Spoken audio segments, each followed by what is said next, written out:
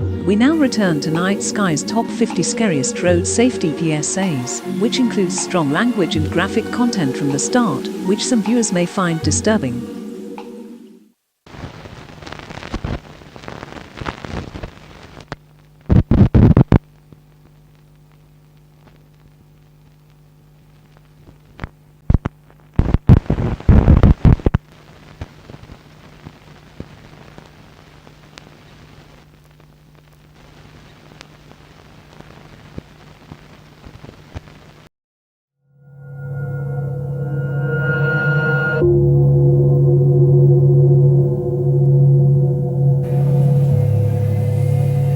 Loneliness, emptiness, painful. Doesn't seem any way out.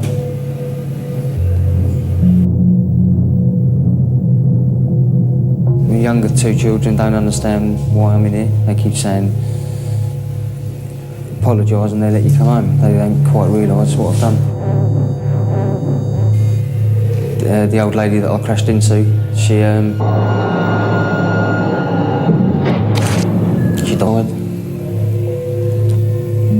And her face comes back every time I sort of close my eyes. I find myself going back in the dream to try and say the things I wanted to say, but it never happens. I sort of wish I could have said something in the hospital. But there's just nothing I could have said, not to make it any better. Because nothing would have made it better.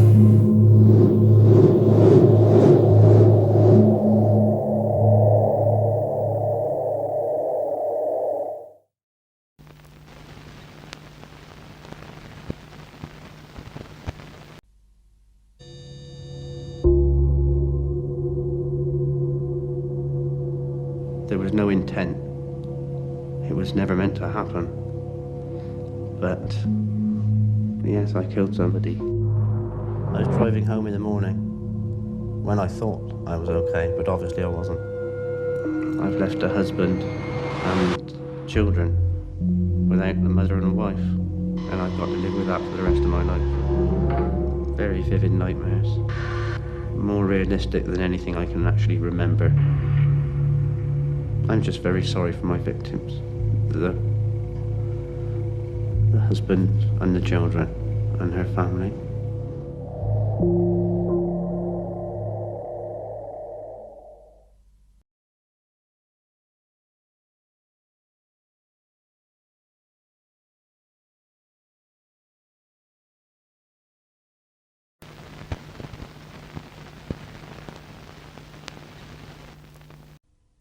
Shall I tell you about my life?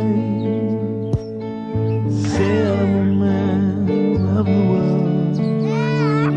I've flown across every time, and I've seen lots of pretty girls. Guess I've got everything I need. I wouldn't there's no one I'd rather be.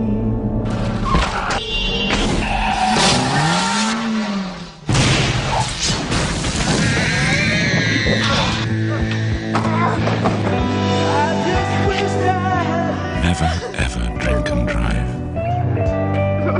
Could you live with the shame? From DOE, supported by AXA Insurance.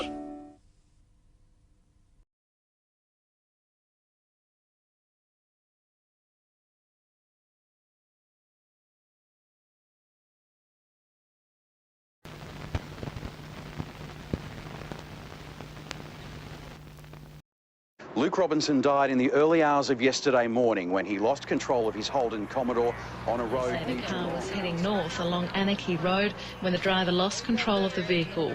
Two passengers, a 19 and 14. Oh, it's so vivid to see it. You know, I can picture the exact scene, and this is now a couple of months later, so. Just watching the car as it started to roll, just watching the shoe fly out of the car. Just the worst feeling that I had in my life. I'm always looking for answers to know if I can do more. If I could have saved Luke, I agonise that. I agonise how he died. Seeing the body lying under the tarp, knowing that there was a young person under there. I've got children of Luke's age, and when you see that body come in here, it affects you. And to go there and see the look on that Dad's face when he came out, it was a scene, you know, you just don't want to see again. You get a phone call. And my answering machine picked it up. And I picked up the phone at the same time because I've got a phone in my room. But I could hear the echo through my house of her screaming. And she was just screaming at me, "Luke's dead. Come here." Ben, who was in the car with Luke, he was really close with him and he just doesn't talk much anymore. I just felt empty and just not sure what to do. It's always there. Always think about it, about him, about how easy it is. It could happen to anyone. And like he never ever thought he would die speeding. And he did, but he just never thought he would. And now his poor family. Something inside you dies. You just feel like... I have to walk past his room in the morning and not wake him up to come to work. And then I have to go to work without my son beside me every day. So that night, when he made that stupid decision, he took our life and his brother's life away from us too. I'm just angry at him because he was driving that fast.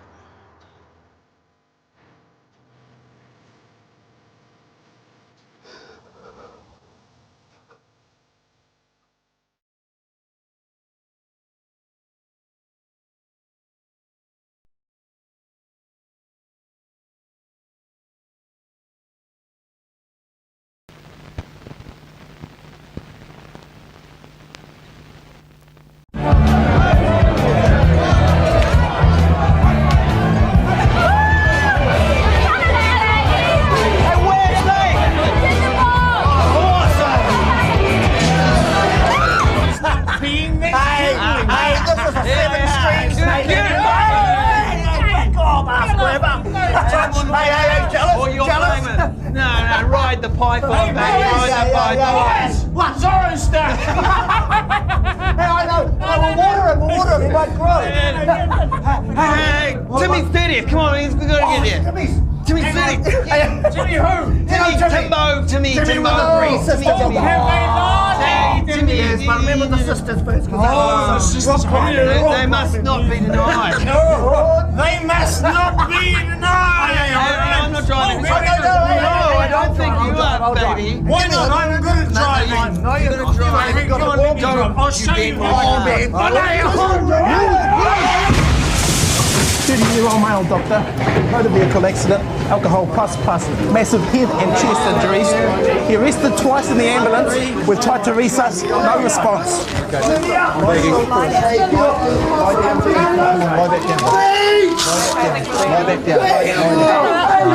Stop resus. This one's dead. Come on, they're doing everything they can. Okay, just like that.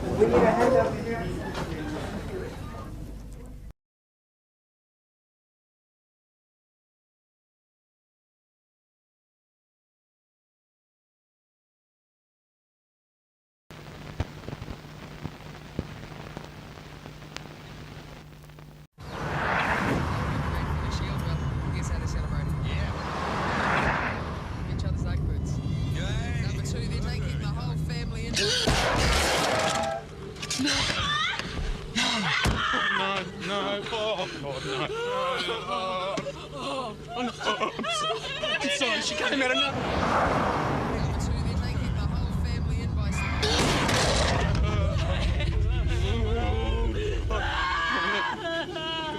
Number 2, they're taking the whole family in.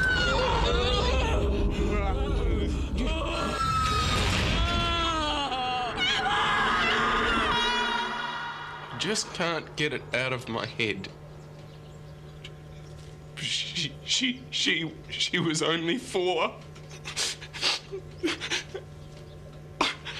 And I killed her. Oh.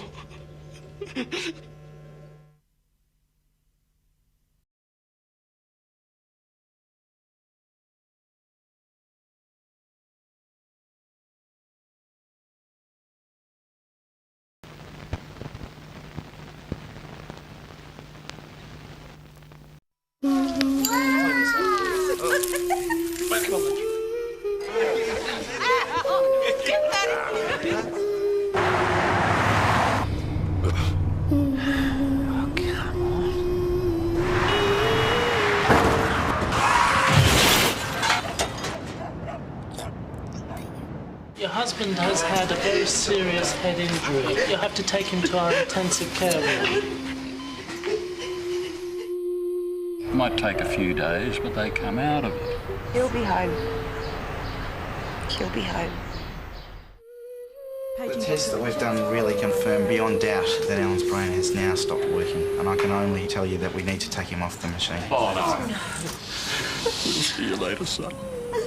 Take him away from it.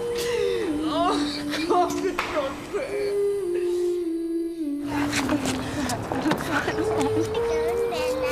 We're going to the church, darling. Daddy won't be there. No, Daddy won't be there. Mommy, wake up. Give me a kiss. Careful, careful, baby. Can I open nothing? Yeah, hang on a minute, sweetheart. I'm just trying to get this.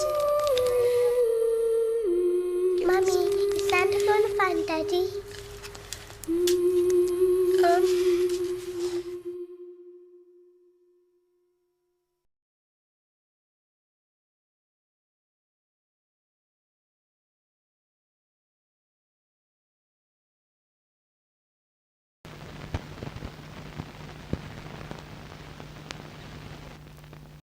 And so this is Christmas.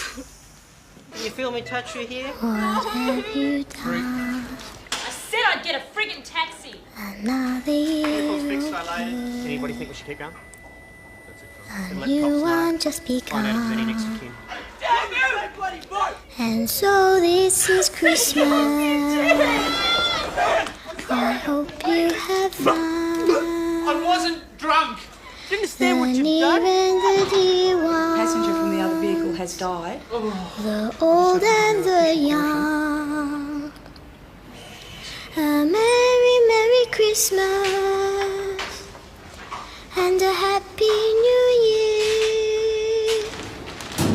Let's hope it's a good one without any fear.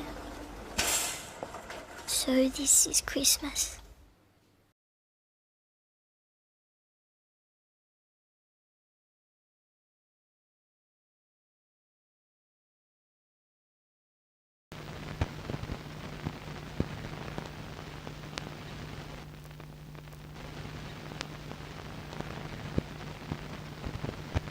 Got this really smart mouse that destroys this house. Well, I'll tell you what we'll do. I know that one. It's cool. Don't want to have fish and chips tonight. Cool. Now, don't miss the school bus. Bye, Dad. Give me 5. There you go. Bye. Mwah. See ya. Back off the road, sweetheart.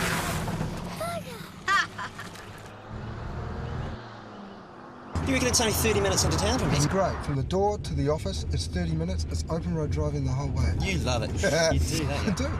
She hums this car, eh?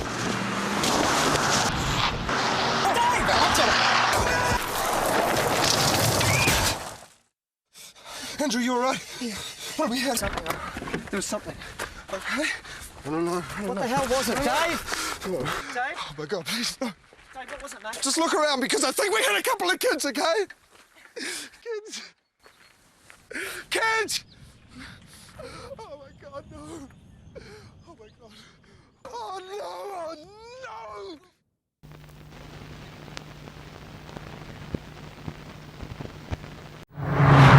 MacDonald had a farm, E-I-E-I-O, and on that farm he had a... If the driver of this car had kept his speed to 100k, here's where he would have stopped. If he'd stopped here, his wife wouldn't take the full impact of the crash and die instantly. If he'd stopped here, the last thing Sally will ever hear wouldn't be the sound of her own neck breaking. And Nikki wouldn't break several ribs and her collarbone. As for Jim, well, Jim could have avoided broken bones and a broken heart. But anyway, it's too late for all that now, because this isn't where it stops. It's where it all begins.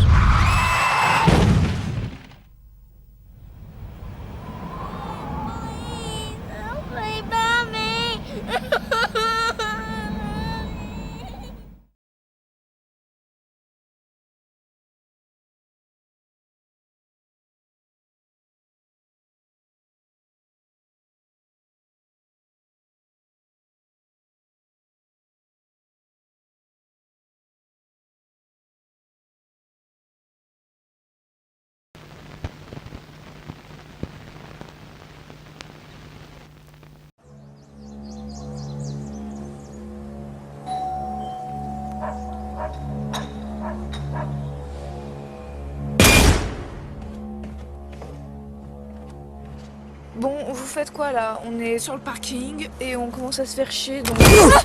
T'es con!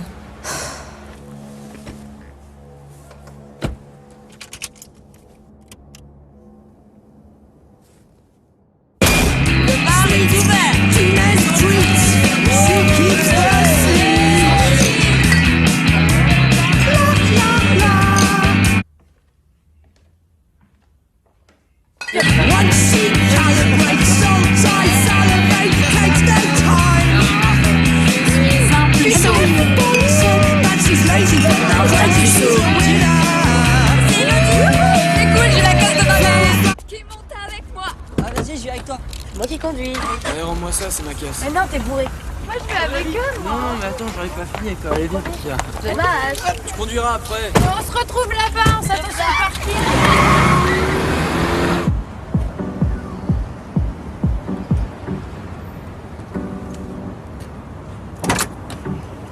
Toujours rien.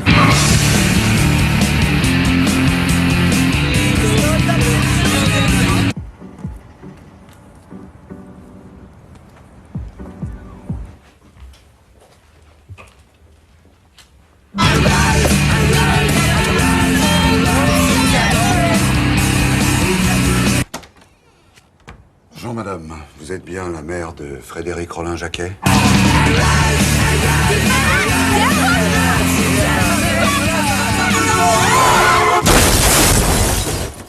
Voilà madame, votre fils a eu un accident de la circulation à 3h30 sur la départementale 22.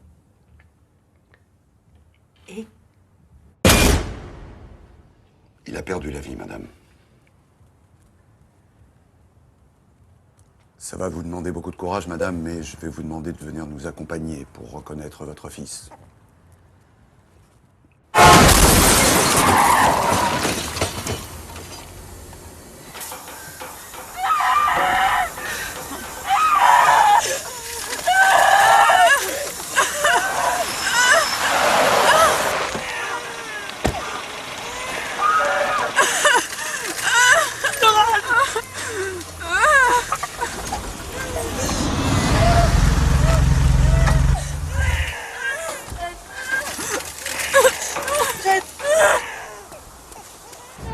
Qu'est-ce qu'il fout là? C'est pas bon ça. J'aime pas ça.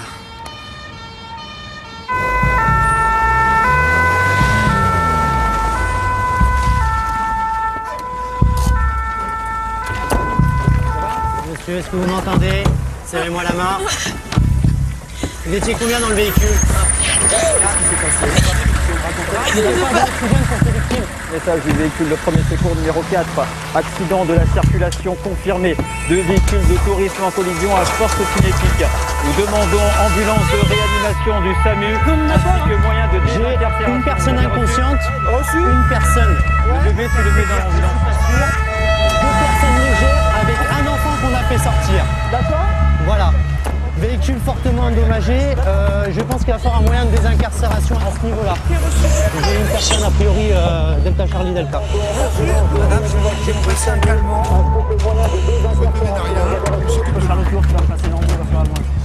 On a une personne en état de mort apparente qui est sur le sol avec perte de substance crânienne importante. J'ai un hémotu à 10, il faudrait 3 kilos, j'ai un fémur ouvert. Allez, décroche. Décroche.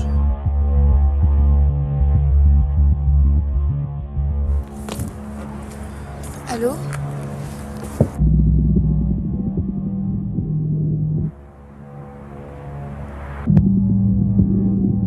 Julien? C'est un garçon qui a plein de dessins sur les bras. Allez, on le sort, là, on y va. Il faut le sortir, il est en arrêt, là.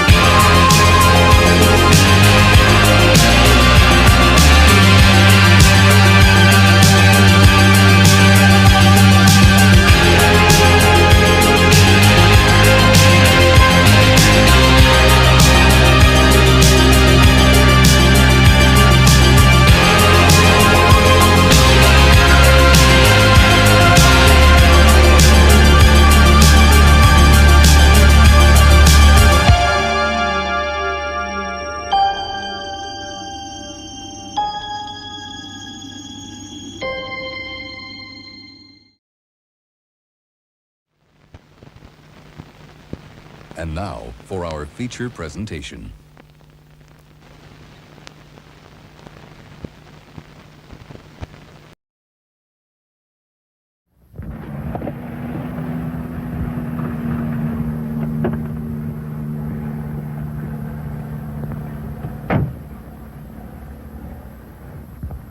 I'm Lieutenant Lloyd Sellers of the California Highway Patrol. The motion picture you are about to see won't entertain you. That is not our objective. I hope it will impress you, that its message will have a lasting effect upon your driving behavior. The scenes you will see are starkly real. They were filmed by a group of men giving freely of their time and talent who rode many long hours in California Highway Patrol cars for the single purpose of recording the pain and agony of traffic accidents. The story is their story. It tells of their thoughts and their reactions as they worked side by side with members of the California Highway Patrol at these scenes of needless death and injury. I sincerely hope that their spokesman's closing appeal will be the principle on which your driving behavior is based.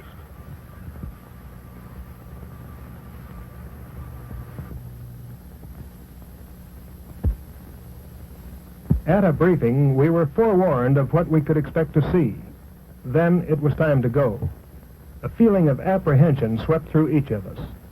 But overshadowing all was the solemn determination to try somehow to help prevent these senseless tragedies.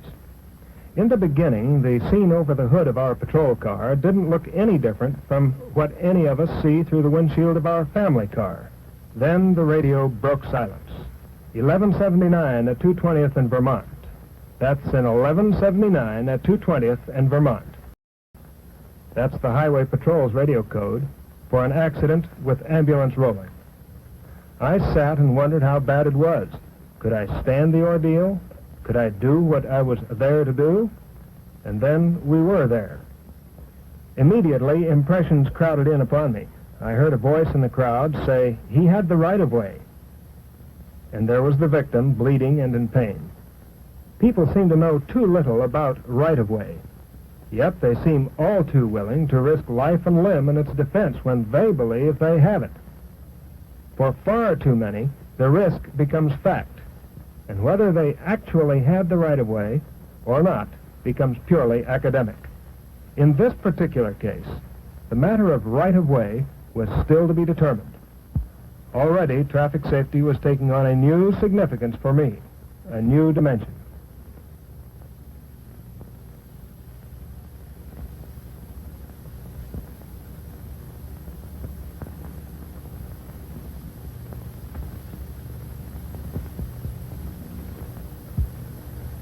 Soon we were called to another accident, with ambulance already rolling.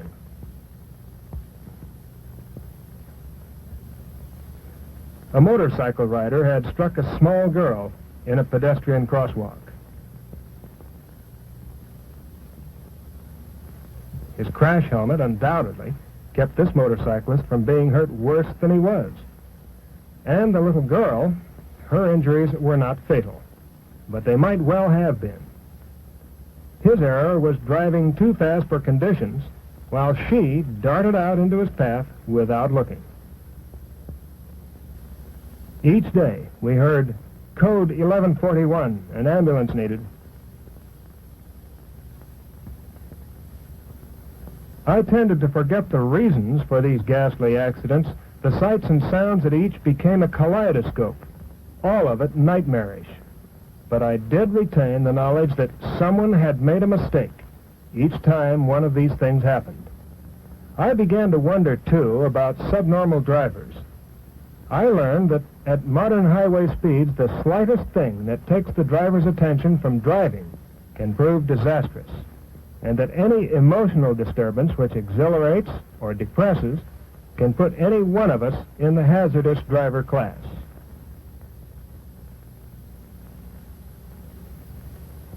With the approach of night, other problems develop. The drinking driver isn't the least of these. He drinks, then drives.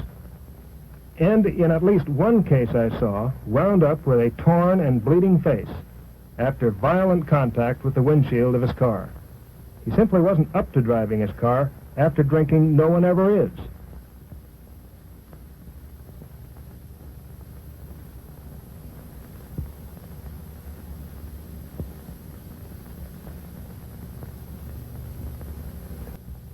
Here's one that sends a few extra shivers down my spine. It seems this lone driver dozed at the wheel. He may have paid with the loss of his sight forever. The glow of a flare marked another spot at which human error brought human misery on the highway.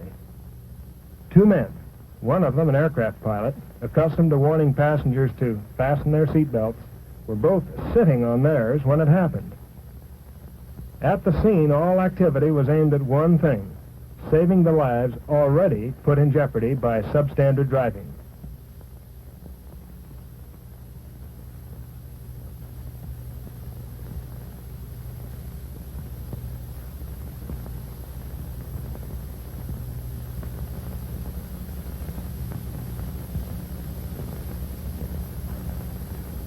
These are two human beings who, until the moment of error, had full control of their own lives and how they were to be lived. I couldn't help reflecting at the time that they now depended entirely on the skill, speed, and persistence of others for the keeping of those lives. I wondered, too, how much blood one person could lose and still live. The coming of dawn didn't bring relief I inevitably hoped for. Recollection of the events of the night before were far too vivid. And people kept making driving mistakes. In this one, a man made his final mistake. I came away from this job with a heightened awareness of the conditions that make us substandard drivers. Dear God, help us all be better drivers, that we may be saved from the final consequences of our own folly.